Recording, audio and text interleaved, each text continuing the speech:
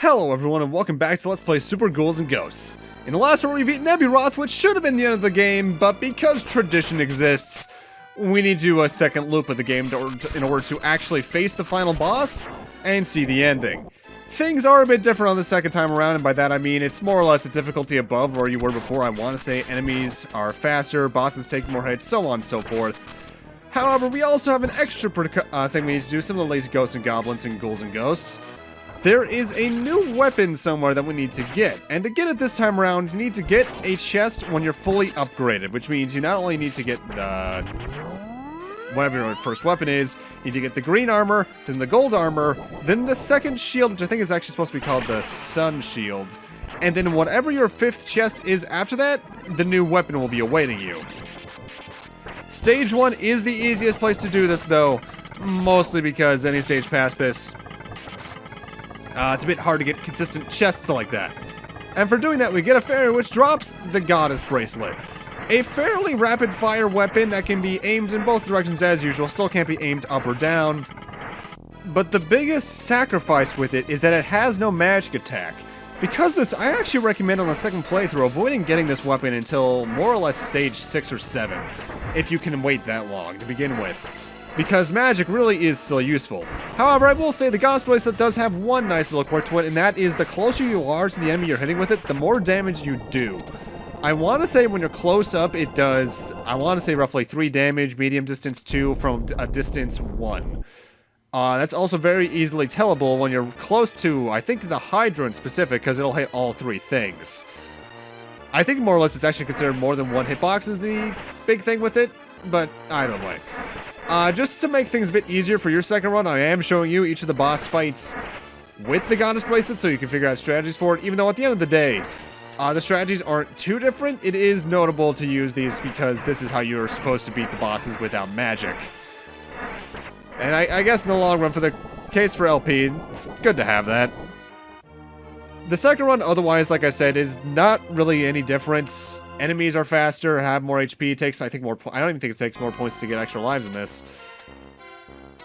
For the most part, the bosses are probably around the same difficulty as they were otherwise. The only one I will say is probably outright harder are Astaroth and Nebiroth because of their HP and attack patterns.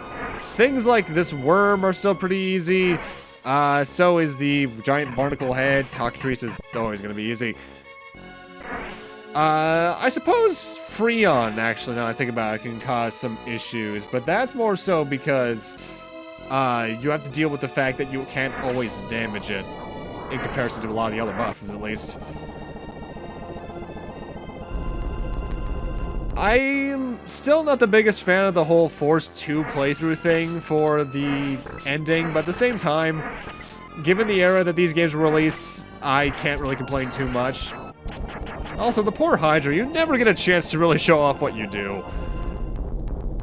I'm actually not sure if I would rate the Hydra as being easier than Cockatrice, and it actually might be.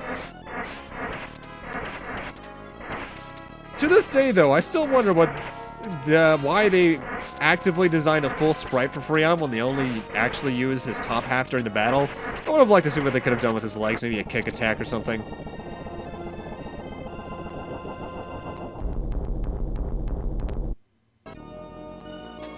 When you get to Astaroth is where things start to get a bit more complicated because more so than a lot of the other bosses, you need to not only keep an eye on what the main body's doing, but also what the rest of it's doing. If that makes sense, because with a lot of the other bosses, there's generally only 1 source of damage, maybe 2 at most, in the case of like Cockatrice's little mini-wing thing. But with the Astaroth and Nebiroth fights in particular, you need to keep your eyes on more than 1 attack, and even times even make sure that you're farther away a lot of the time, which means you're going to be doing less damage in the long run. Nebiroth is the hardest out of these fights, but at the same time, it doesn't matter too much if you get hit here. I lost my shield, which kind of sucks, but oh well. Also, that's something you didn't actually get to see during the first round against Nebiroth.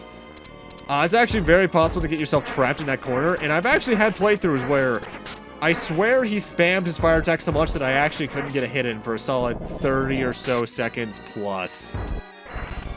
But now he's down. Time for the actual final boss.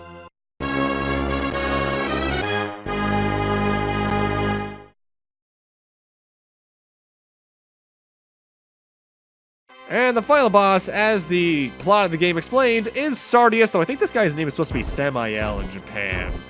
Sardius has a very simple pattern. He moves along the floor around 3 or 4 steps at a time, then his middle mouth spawns 2 platforms which move in that pattern, at which point he'll fire a circle barrage of lasers out of his mouth. You have to hit his head a certain amount of times to kill him. That's the fight.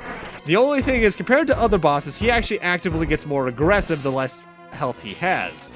Not only do I think he fires out more projectiles, he definitely fires them out faster. And you need to actively keep an eye on that.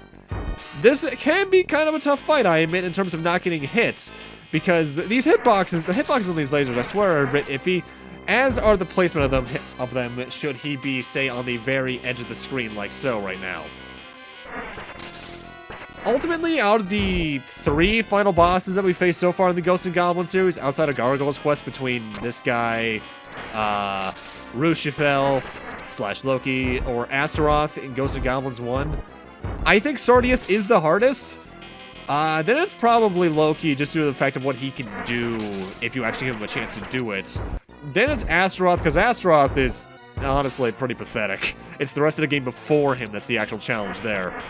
And at this point, as you might imagine, I was sweating a little bit because, yeah, Ghosts and Goblins tradition, I will now die in 1 hit. My best advice with this fight, really, take your time and analyze what's going on around you to make sure you don't get hit easily. And, hello? Something's supposed to be happening here. There you go.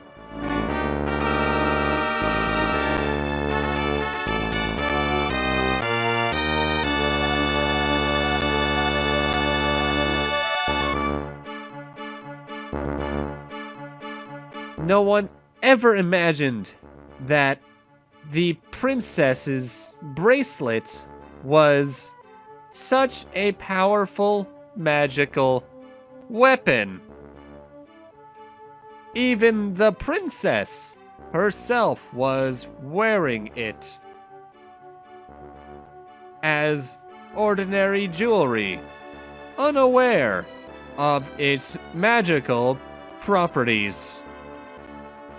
She only learned the true power of the bracelet when captured by the demons and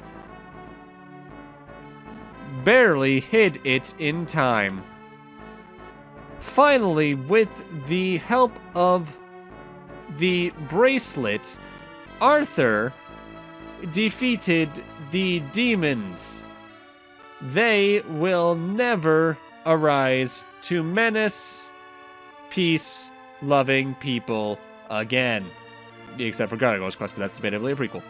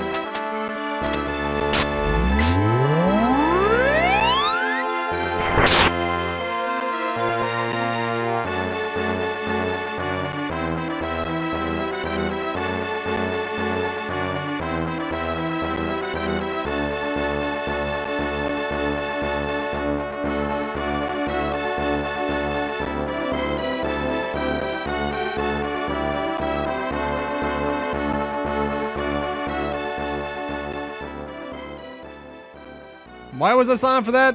I like the music, plain and simple. Also, a couple of things. First off, I find it funny that the red armor is actually placed after Sardius in the Emmy roll call, like he's the more important and dangerous thing. Secondly, at the Knight Arthur credit, why was his spear standard and not the powered up one? You had to get the green armor to get the gold one. And thirdly, why the hell did they give Princess Prin's / Guinevere's 3 measurements? What? Either way, that's Super Ghouls and Ghosts. It's better than Ghosts and Goblins on the NES in terms of difficulty, and plus I think your additional abilities, be it the double jump, the magic, or even the upgraded weapons, help with your survivability, but overall it is still a hard game. Ultimately, I think if I'm going to go back to one of the original Ghosts and Goblins games prior to, like, the remakes or Massimo, I'm probably going back to Ghouls and Ghosts on the Genesis, or PC Engine, even. Because while I like the double jump, I think the ability to aim up or down helped me more in the long run, plus make the game a bit more enjoyable. But ultimately, this game's still good. Looks pretty nice, colorful, but at the same time has the appropriate grim aesthetics for the intended effect. Soundtrack's great, albeit a bit more towards the atmospheric side than I like most of my platformers. My favorite song in the game is between this credits theme or the Stage 1 theme, which, might I remind you, is basically the series theme at this point anyway, to the point where it was even in Mega Man 7 as a little Easter egg in Shade Man stage.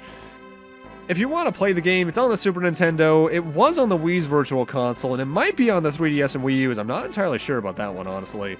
And I think it's an unlockable in some of the other Ghosts and Goblins games, like Ultimate on the PSP, maybe the Massimo games on the PlayStation 2 and such.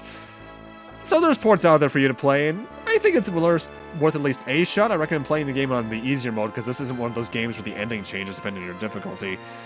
But it's good enough. And as for what's next up for me, yeah, as usual, I'll probably just take a look at my list and go, ooh, this thing, check. Also, this presented by Capcom screen stays on a little bit long, but yeah. Although, actually, I do like the shot of Arthur and Prin on the horse with the mountains in the background. It's pretty nice looking. But that's the game. And with that, I'm going to need to end this off here. Thank you guys for watching. Have a great night. Take care. And I'll see you guys in the next Let's Play, whatever that may be. See you guys then.